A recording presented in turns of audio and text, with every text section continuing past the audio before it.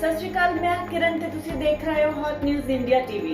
Deputy commissioner Hoshiarpur madam Komal Mittal अगवाई विच जिले दी वपारक रेत माइनिंग साइटां ते H1 बूली कारां दे नौश हीरा सत्याल ते बडियाल दे साइटां दा लोड ड्रॉ कढ़िया गया। इस मौके डिप्टी कमिश्नर ने दस्सिया कि यह पर्चियां कानूनी प्रक्रिया पूरी होने तो बाद कढ़िया गईयां ने, जिस विच पर्ची मुताबक पहला अधिकार जलंधर दी कंपनी नूं मिलिया।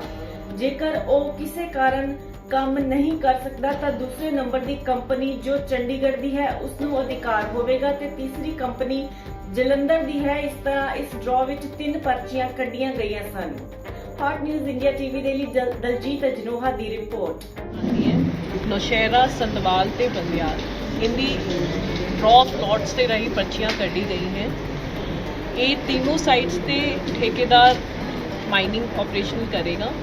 ये पर्चियां पूरा टैक्नीकल बिडिंग कंप्लीट करन तो बाद उसका एनालिसिस करन तो बाद कढ़िया गई ने। इन्हां साइट्स की ऑलरेडी सीआ की अप्रूवल, एनवायरमेंट क्लीयरेंस सब कुछ हो चुका है। उस तो बाद ये पर्चियां कढ़ी गई हैं। पर्चियां दे विच जिहड़ा साडा फर्स्ट H1 आया जिन्हों ये दिता जाएगा, जिहदे कोल पहला राइट्स होएगा, वो है कीरत बिल्डिंग मटीरियल खामड़ा जलंधर। इस तो अलावा 2 पर्चियां और कटी गई हैं। जेकर इन केस पहली वाली पर्ची वाला जो बिडर है वो नहीं काम करता, जो कोई कारण होंदा है उहदा डिपार्टमेंट वालों कैंसिल किया जाता है, तो second right AVS tyres Mani Majra Chandigarh नूं जाएगा ते third right Akash enterprises Jalandhar नूं जाएगा।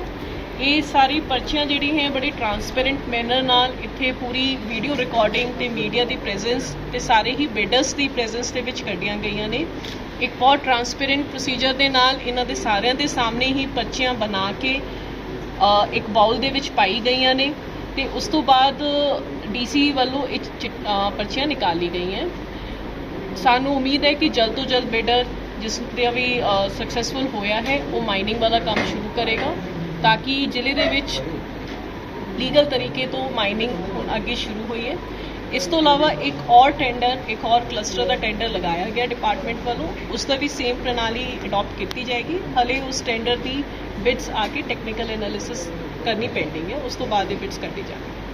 मैडम कुछ माइनिंग नाल जुड़े हैं, जो माइनिंग का अपने रेड़े वाले या अपने छोटे गड्डियां जो रेगूलर टैप चलाते पे ये माइनिंग जी नजायज़ माइनिंग बहुत करते हैं, तो नजायज़ जो सरकार का रेट है उस तो ज़्यादा लै रहे हैं। तो जो उन्होंने पूछा जाता है तो वो कहते हैं भी साढ़े को जो ट्रैफिक या PCR वाले या विभाग वाले साढ़े को पैसे चार्ज करते हैं, तो उस तो बाद ही ये नजायज़ माइनिंग होती पई है। आम तुसीं देखा जाता सिविल हॉस्पिटल के कोल ते चोर दे माइनिंग होंदी दिखाई जाती है। देखो ऑलरेडी ना सरकार वालों पब्लिक माइनिंग साइट्स शुरू की गई ने, जिहदे विच बसी गुलाम साइट साडी सब तो वड्डी साइट्स है। उत्थे रोजाना तौर पर काफ़ी ज़्यादा पब्लिक माइनिंग की जा रही है, जिसका डिपार्टमेंट वालों बहुत ट्रांसपेरेंट तरीके नाल पर्चियां कट्टियां जांदी है ते रेवेन्यू जो है सरकार को जमा होंदा है।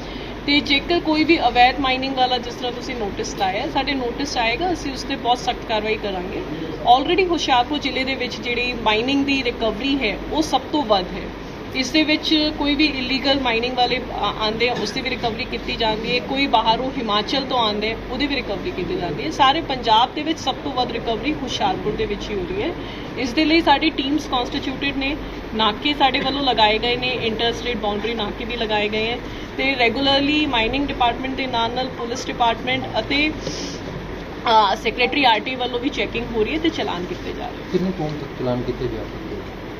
फिगर अपनी केवल 2023 की 45 तो 47 लाख की रिकवरी की जा चुकी है।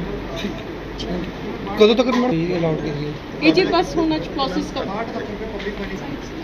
इस तो अलावा जी 4 पब्लिक माइनिंग साइट्स अप्रैल ते मई महीने विच लॉन्च की गई थी। उन्होंने पब्लिक माइनिंग साइट्स तो ऑलरेडी 62 लाख का रेवेन्यू सरकार वालों कलैक्ट कर दिता गया है। इन्होंने पब्लिक माइनिंग साइट्स से कोई भी व्यक्ति आके अपनी गड्डी लियाए, अपनी लेबर लियाए, 5.5 रुपये पर क्यूबिक फीट रुपये नाल पैसे जमा करा के कोई भी रेता लेके जा सकता है।